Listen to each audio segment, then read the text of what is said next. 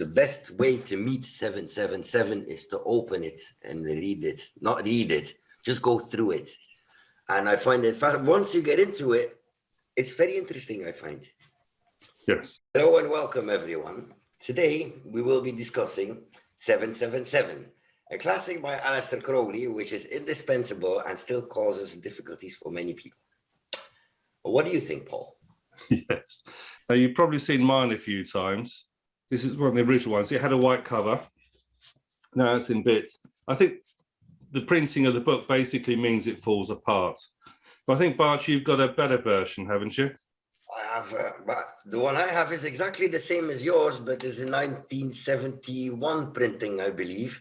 It's only 777, and it's a hardcover, so it's yeah. I find it handier to read than this one. This one, he keeps closing himself while you read it. Yeah, yeah. It's got coffee stains all over it as well. I will take better care of this one, though. Right.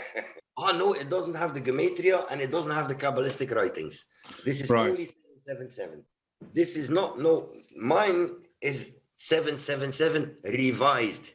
So normally it's the second edition that Crowley brought out. Right. The one you have is exactly the same as mine. So this is not the first 777, but it is the most complete 777 by Crowley.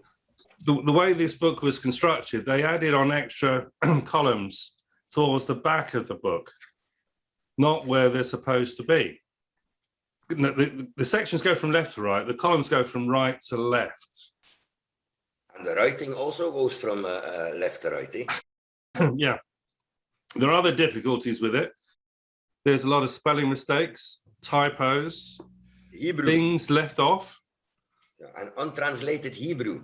That I find untranslated Arabic as well. Yes, exactly.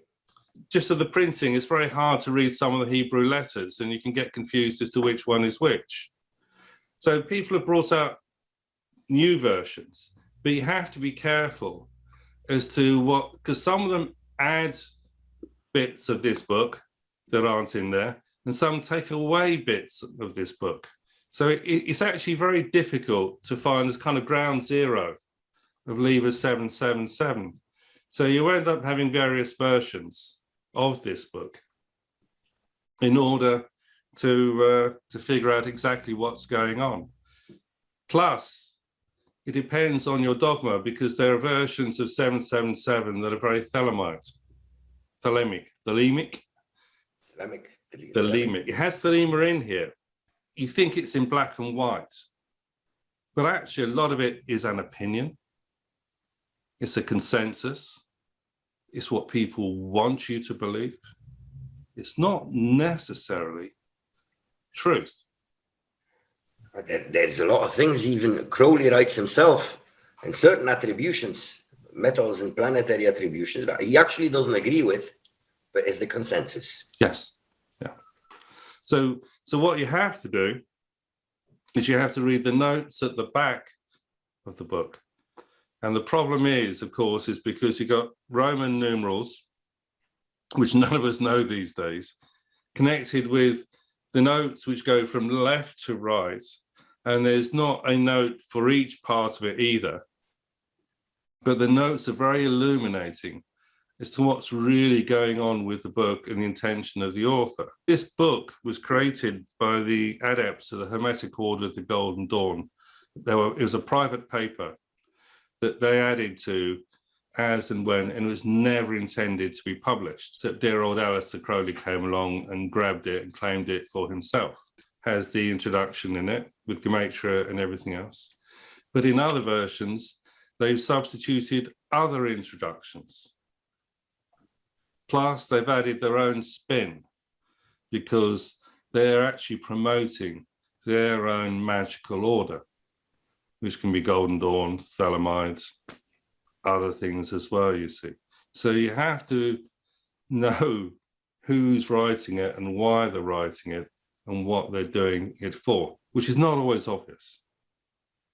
Having said that, most of the attributions are pretty straightforward, aren't they? And if you're a tarot reader, it has sections in here directly related to the tarot.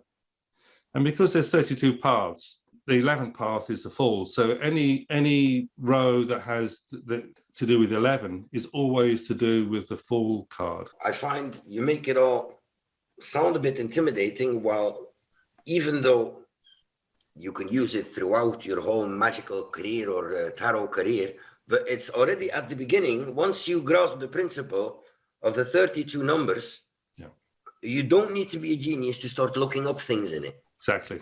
It's even very interesting because it's a good way to learn the significance of the different symbols used in the tarot. Absolutely.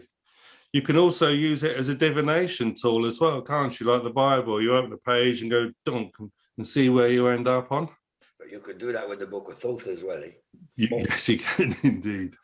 So here's the question. How many tarot designers, artists and creators have actually read this book? Probably none. Depends also what, how do you call, what's striking, what ideology they follow, what's pagan ideology they follow. There is many people who are into tarot who are not interested in Golden Dawn or Crowley, or they want to see fairies and trolls and gnomes. But they're in here. Yeah, they are actually. Yeah. You know, there's whole sections on different sets of deities. The Roman, the Norse gods, they've even got the disciples of Jesus. And the whole astrology that goes with this is also included in here. So why wouldn't you read it? These attributions are broken over several columns, you see. So you have to kind of put these together in context to see where they're going. But that's it's a kind of integration that's going on. It's a left brain, right brain thing that's happening too, you see. So, you know, it's kind of, you get to the point where you kind of just know stuff. I can't remember where to find stuff in Liber 7/7. I have to go hunting. And then you think, oh, I've forgotten about that bit that's in there. So it keeps you busy.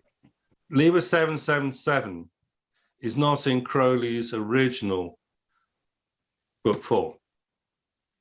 But the OTO have helpfully put in the tables of 7/7 in here, which may or may not, and of course, they've corrected them and improved them. It's a bit like washing powders. You know, this washing powder washes whiter than the other ones. But this is a good, you know, you wouldn't buy this book for 7/7, but it is in there because 7/7 is the basis of the magical systems anyway. 7/7 6.5. It's not that thick, but it's big and it's hardboard. So this is by James Eshelman, James A. Eshelman, who's a Thelemite. He's removed the sections 1, 2, 3, 4, 5 and put things in different order. So now we have chapters. Chapter 3 is the Actilusic and Briatic names and images. Chapter 2 is the color scales. We haven't talked about color scales, have we? That's another 15 chapters to 7/7. Now, you can do this. There's nothing wrong with doing that. And actually, this is the point of creating your own one because you organize it according to the way you want it. And of course, that changes. Because you've got the tarot, you've got the elements, the planets, the zodiac, the Kabbalah of the psyche, pantheons, averse spirits is included in spirits of Liber 2, 3, 1. Also, the exoratic names, the world of Messiah. They're all in here. So this is a really good book to get. As you can see, only these ones are relevant. So why didn't he truncate the tables? It's at the bottom of the page here. He actually puts in references to where it comes from, which is really useful. One example is he has things from, see, there's one here, 7/7 column 66, 106 amended. He also has Aurum Solis attributions as well, which is really useful. Aurum Solis is another magical order based upon the Golden Dawn. Their stuff is very good, actually, so it's well worth doing. So this is useful just for, it's bigger print, so old people like me can read it better. Even I can read that one. Yeah. So you need to get this, Bart. Yeah, 7/7 6.5. It seems like it, eh? I'm gonna have to keep my eyes open. It is very good. Path of Dart. Ah, yeah. Okay, that's on every page, and Dart goes between 3 and 4. It's Dart is in there, but when you actually go through it, most of the time there's nothing on the row of darts either. There are some funny things that this book has that maybe yours doesn't have. I'm not sure. Do you have the list of prime numbers? Yes. It's in there? Yes. Yes. Yeah, good. That's the meaning of the primes from 11 to 97. Yes. You see, which is another system in itself as well. And the other thing is, of course, if you're actually trying to understand the Book of Lies, excellent. That's very good, because there is one prime number missing from that list, isn't there? If you notice, but the ones before 10 are missing. Yeah, there is one missing. Which one? I can't remember, but it's not. I know it's missing. So, I think there's a meaning behind that. I don't know.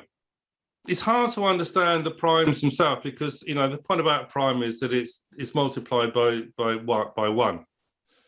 Yeah, and it can only be divided by 1 on itself. Yeah. And it's the only factors.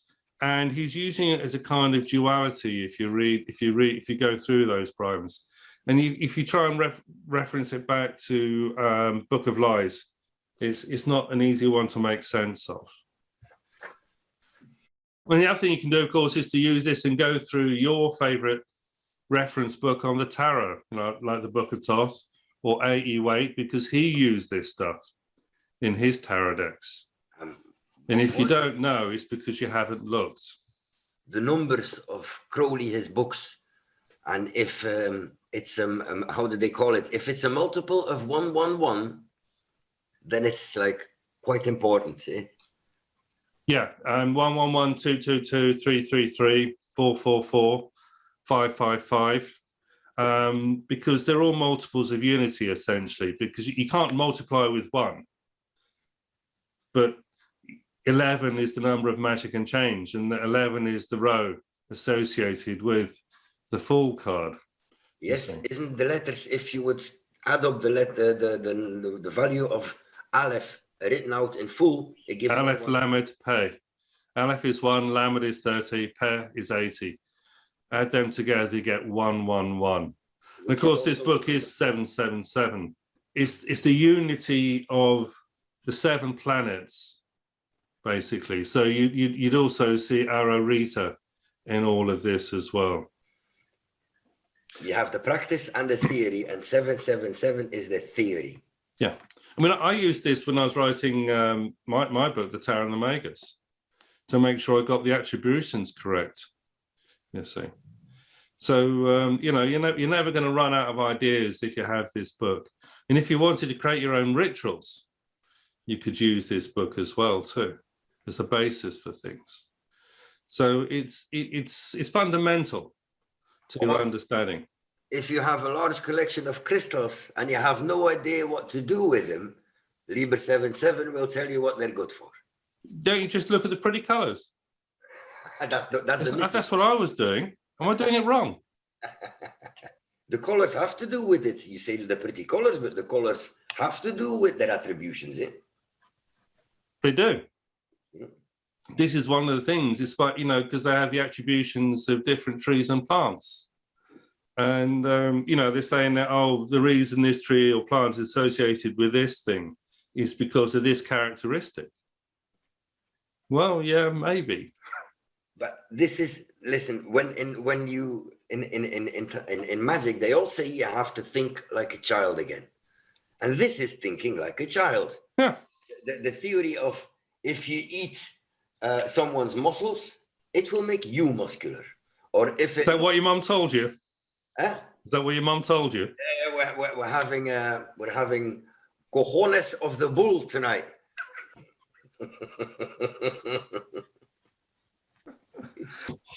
So if you've got any questions, stick them down below.